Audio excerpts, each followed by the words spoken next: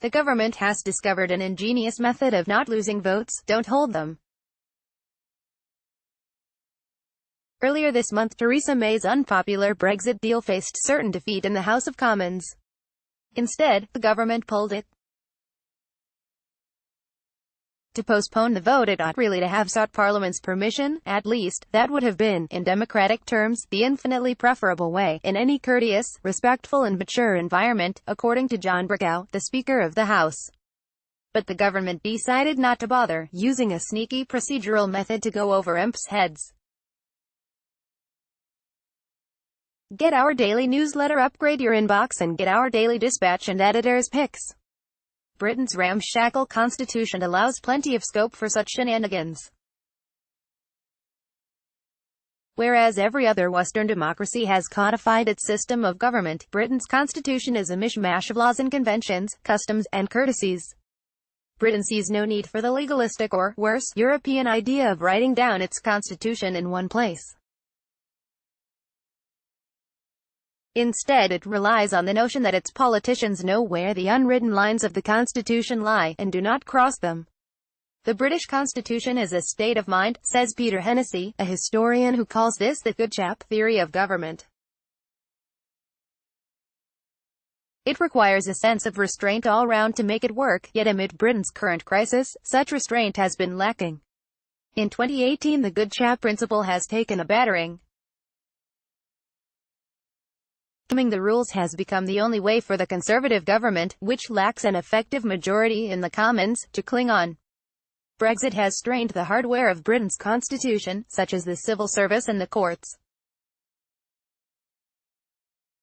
But the software, the norms that govern day-to-day politics, has been infected with a virus, too.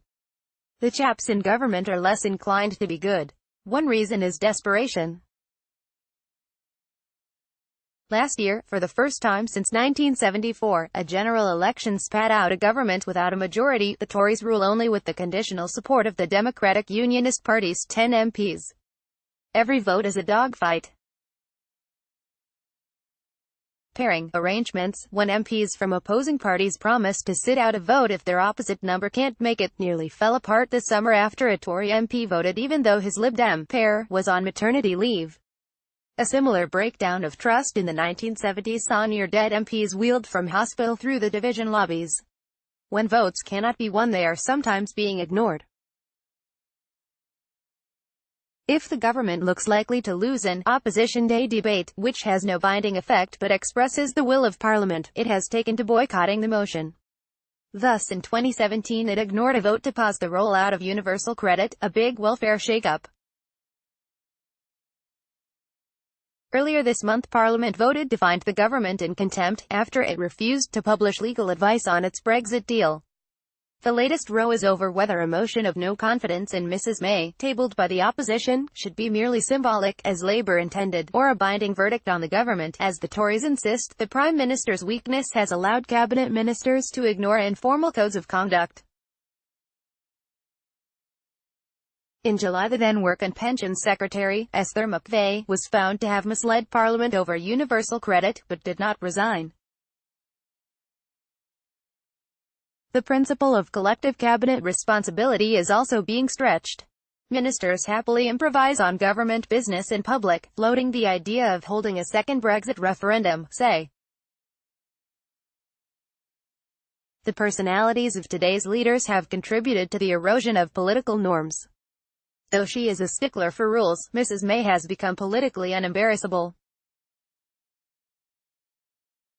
In 2017 she stayed in post despite losing her majority in an election that was considered unlosable. This month she clung on after winning a confidence vote in which 117 of her own MPs voted against her. Jeremy Corbyn, Labour's leader, is perhaps more shameless still. In 2016 he refused to budge even after losing a confidence vote among his MPs, on the basis that, under Labour's rules, the members pick the leader. The disregarding of political conventions might matter less than before, given that British governments face more formal constraints than they used to. During the upheaval of the 1990s and early 2000s, parts of the Constitution shifted from misty precedent into law. Scotland, Wales and Northern Ireland won new constitutional settlements. The Human Rights Act and the EU's Charter of Fundamental Rights laid out clear freedoms. The Cabinet Manual, which provides guidelines on matters such as when ministers should step down, came out in 2011. The chaps in office can get away with less than in the past. But Brexit is sending this trend into reverse. Britain is swapping its protected constitution, which gives citizens recourse to a higher legal power, for an unprotected one, points out Vernon Bogdanor of King's College, London. Brexit removes things like the EU's Charter of Fundamental Rights from Britain's constitution. Embedded in Brexit legislation are plans to give ministers sweeping Henry VIII powers to shape the law in areas that were previously handled by the EU. What's more, some other newish laws increase the scope for prime ministerial misbehavior. The Fixed-Term Parliaments Act of 2011 tore up long-established principles about what constituted a confidence vote in the government. Under the Act, a shameless prime minister could conceivably try to cling on even after losing such a vote.